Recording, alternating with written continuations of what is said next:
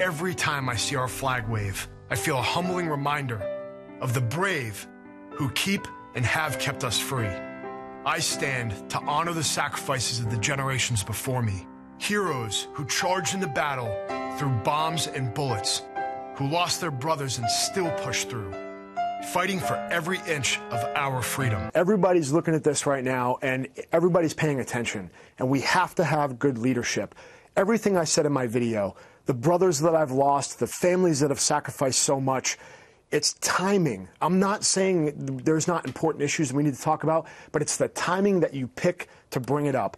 All right. The NRA releasing that ad defending the national anthem in response to the NFL protests. Yesterday, we talked to the man you saw in the clip, U.S. Navy SEAL Dom Rasso. Today, we're joined by NRA spokesperson Dana Loesch. Dana, welcome back. Good to see you again.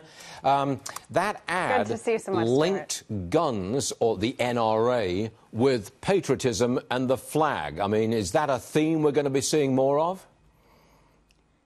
It linked freedom with freedom, Stuart. It linked freedom with freedom, and that's exactly what that ad was. And Dom's ad was absolutely wonderful, I think.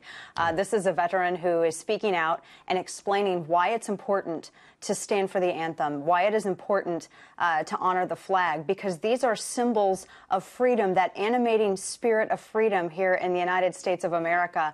And I get his point, and I also understand that I think that there's perhaps an effort underway to maybe repurpose the anthem and the flag as avatars of suppression, but that's not the case. And this isn't just for military, and I want to make that point as well. When we stand for the anthem and when we honor the flag, we're not doing that just to say, well, this is the military sacrifice. The military does this because they believe so much in what they're fighting for. We do what we do because we believe in the United States so much. It's that freedom, Stuart. It is that freedom that's what we can all enjoy. We are humans. We are Americans first, and all of the other division tactics and identity politics comes way after that. That's what this is. Look, and I agree. Look, I think it's some of the most effective political advertising, if I can call it that I've seen on television. Because you and all the other characters who appear full on camera, you don't look angry, but you've got emotion and you're communicating that feeling of freedom. I think it's very, very powerful. Just like the ad that you did not too long ago. That was very effective too. I'm giving you a compliment, well, thank you, and that's exactly it. Well, I appreciate that. Thank you very much, Stuart. I appreciate it. I am. I'm going to, flattery will get you everywhere. I got to talk to you about an appeals court which has decided to uphold some parts of the sanctuary city ban in Texas. Local authorities must comply with federal requests to detain illegals. Well, you're in Dallas. That sounds like a victory for Texas to me. You agree?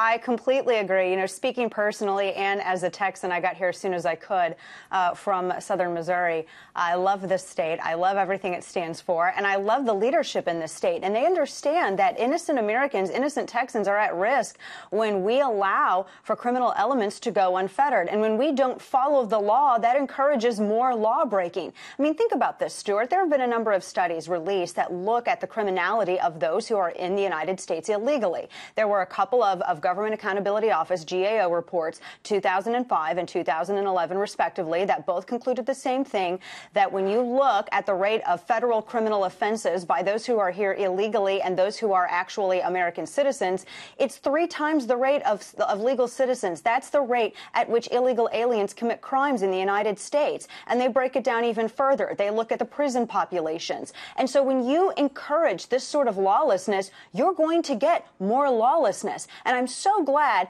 that the Democrats even that are a part of this particular ruling, good for them, because they're classical liberals. They respect the law. They understand common sense, and they realize that they're upholding the law. They are upholding, they're interpreting, they're not creating law. Kudos to them. It's a victory for Texas.